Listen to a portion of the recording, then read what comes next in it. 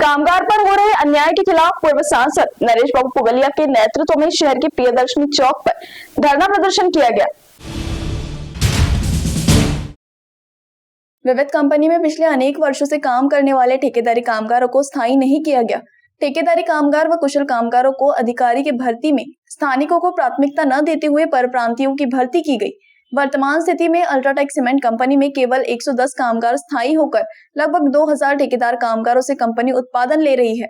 औसत 12,000 टन प्रतिदिन का उत्पादन हो रहा है। साल में 300 से 400 करोड़ रुपए अल्ट्राटेक आभारपुर यूनिट का लाभ हो रहा है। बावजूद कंपनी द्वारा 95% कामगारों को ठेकेदारी पद्धति से काम करवा रही है। कंपनी केंद्र सरकार के वेजबाड़ के नियमों का उल्लंघन कर रही है। व्यवस्थापन द्वारा कबूल करने के बावजूद पिछले 5 से 7 वर्षों में कोई ठेका कामगार स्थायी नहीं किया गया है। नियमानुसार कामगारों को 1,650 रुपए प्रतिदिन मजदूरी देने के बजाय 950 रुपए देकर व्यवस्थापन कामगारों पर अन्याय कर रही है। व्यवस्थापन जानबूझकर पुराने कामगारों को काम से निकालकर पुलिस प्रशासन के सांठगांठ से परप्रांतियों को काम पर ले रही है, जिससे मान्यता प्राप्त यूनियन के साथ 40 वर्ष का करार तोड़ने का प्रयास कर रही है, जिससे कामगारों पर भूखे मरने की नौबत आई है। यह सभी व्यवस्थापन का कृत्य कानून का उल्लंघन होकर पुलिस वेरिफिकेशन न करते हुए आपराधिक प्रवृत्ति के परप्रांतियों को बाहर से लाकर काम पर रख रहे हैं। इस संदर्भ में यूनियन द्वारा व्यवस्थापक के पत्र व्यवहार करने के बावजूद व्यवस्थापन संज्ञान नहीं ले रही है, जिसके चलते आज कामगारों पर हो रहे अन्याय के खिलाफ पूर्व सांसद नरेश बाबू पुगलिया ने चंद्रपुर शहर के प्रियदर्शनी चौक पर धरना प्रदर्शन किया। इस आंदोलन को पालक मंत्री सुधीर मुनगंटीवार ने भेंट देते हुए उनकी समस्याओं का निवेदन स्वीकारते हुए उन्होंने कामगारों की समस्याओं को सुनकर उचित कार्रवाई करने का आश्वासन दिया। इस समय जिलाधिकारी विनय गौड़ा, युवा नेता राहुल पुगलिया समेत कामगार संगठन के पदाधिकारी और कामगार बड़ी संख्या में उपस्थित थे। थोडी मस्ती आलेली आहे। 4 सिमेंट मोठे प्लांट आहे आणि त्या सिमेंट प्लांट करता सेंट्रल गव्हर्नमेंटने सिमेंट वेज बोर्ड सुधीर बाबू त्यांचा वेज बोर्ड आहे, परंतु आता काही दिवसापासून मॅनेजमेंट तर्फे मस्ती करून बाहेरचे लोक आणून परप्रांतीयांना आणून, कारण लोडिंग सेंटर मध्ये त्यांची हाजरी 1650 रुपये पर डे आहे आणि एक लोडर 9 लोक मिळून 450 टन, म्हणजे आपण समजू शकता की 9000 पोती एक पॅकेटचे 9 लोक भरतात अशा, आणि त्यामुळे त्यांना 1650 रुपये वृद्धी आहे वेज बोर्ड प्रमाणे। परंतु काही लोकांना जुने लोक रिटायर्ड झाल्यामुळे 160 लोकांची भरती केलेली आहे। त्यांनी मागील 2 वर्षापासून फक्त 950 रुपये देत आहे। हा कायद्याचा भंग आहे। आपल्या जिल्ह्यामध्ये हा कायद्याचा भंग आपण होऊ देणार नाही अशी आपल्याकडनं आणि जिल्हा प्रशासनाकडनं आमची अपेक्षा आहे। बाकीचे जे मुद्दे आपल्याकडे निवेदन दिलेलं आहे, आपण त्याबद्दल पुढाकार घेऊन सिमेंट कंपनी 300 से 400 कोटी रुपये मुनाफा कमवत आहे। मग अंबुजा असेल, ACC असेल आणि अल्ट्राटेक असेल, दालमिया त्यामध्ये आता प्रोडक्शन 6000 ते 7000 टन पर डे आहे, पण बाकी इंडस्ट्रीमध्ये 12000 टन पर डेच्या वर प्रोडक्शन असल्यामुळे त्यांनी नियमाप्रमाणे कामगारांना पगार दिला पाहिजे, बोनस दिला पाहिजे, याकरता जिल्हाधिकारी महोदय सुद्धा हस्तक्षेप करतील अशी अपेक्षा आहे। दुसरा प्रश्न आपल्या खात्याच्या संबंधित आहे।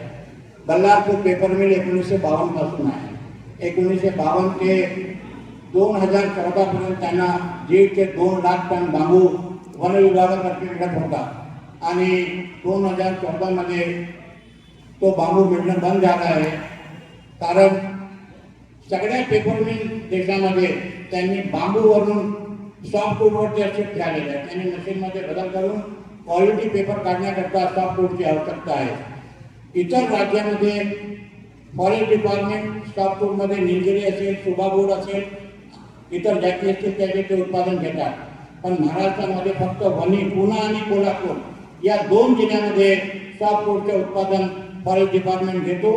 आज बल्लारपूर पेपर मिल त्याचे उत्पादन क्षमता 700 टन प्रतिदिन आहे। पूर्वी 250 टन होती जेव्हा बांबू वापरत होते। एक नवीन 500 टनाची मशीन आल्यानंतर 750 टन झालेलं आहे आणि त्यामध्ये डायरेक्ट इनडायरेक्ट 10,000 लोक काम करतात आणि जे परमनंट वर्कर आहे 950च्या वर परमनंट वर्कर आहे आणि या परमनंट वर्करला देशातील सगळ्यात जास्त पेपर इंडस्ट्रीमध्ये जर पगार मिळत असेल तर ती बल्लारपूर पेपर मिल आहे। परंतु रॉ मटेरियल त्यांना तेलंगणा, आंध्र, कर्नाटक, केरला इकडे आसामपर्यंत त्यांना जावं लागते रॉ मटेरियल करता आपल्याला विनंती आहे की फॉरेस्टची जे झुडपी जंगल असेल किंवा वेस्ट लँड असेल त्यामध्ये वृक्षारोपण एक तर कंपनी आणि फॉरेस्ट डिपार्टमेंटने जॉईंटली करावं किंवा फॉरेस्ट डिपार्टमेंटने प्लॅन्टेशन करून 5 वर्ष लागतात त्याला. 5 वर्षानंतर ते त्यांना द्यावं. त्याकरता ॲग्रीमेंट दोघांनी मिळून आपल्या समोर करावं अशी सगळी बल्लारपूर पेपरमेन आपला निर्वाचन क्षेत्र असल्यामुळे कामगारांची अपेक्षा आहे की रॉ मटेरियलचा प्रश्न हा आपल्या हाताने सुटला पाहिजे. जिल्ह्याचे जिल्हाधिकारी श्री विनय गौडाजी व या बैठकीचं ज्यांनी मला निमंत्रण दिलं ते राहुल मंचावर उपस्थित डॉक्टर महेश गुरवाडे व इतर सर्व आदरणीय मान्यवर. हे खरं आहे की आपल्या सर्वांना अभिमान वाटावा असा आपला चंद्रपूर आणि अभिमान वाटावा यामध्ये निरंतरता असलीच पाहिजे. सहिष्णू शांतिप्रिय जिल्ह्याला कुठेही अन्यायाचं गालबोट लागू नये ही जी इच्छा व्यक्त झाली मी आपल्याला विश्वास देतो की पूर्ण शक्तीने कायद्याच्या चौकटीत मॅनेजमेंट असेल, समूह असेल की व्यक्ती असेल, कायद्याच्या चौकटीत संविधानाच्या अमृत महोत्सवी वर्षाच्या या वर्षात नव्हे पुढेही कोणालाही कायद्याच्या बाहेर जाऊन वागता येणार नाही. आता जो पहिला मुद्दा सांगितला की जेव्हा जमीन दिली शेतकरी भूमिहीन झाला तेव्हा नोकरी देताना ज्या कंडिशन सांगितल्या त्या कंडिशनचा भंग करून महाराष्ट्राच्या बाहेर त्या कामगारांना कोणी पाठवण्याचा प्रयत्न करत असेल तर जिल्हाधिकाऱ्यांना मी तुमच्या समोर सूचना देतोय आज किंवा उद्या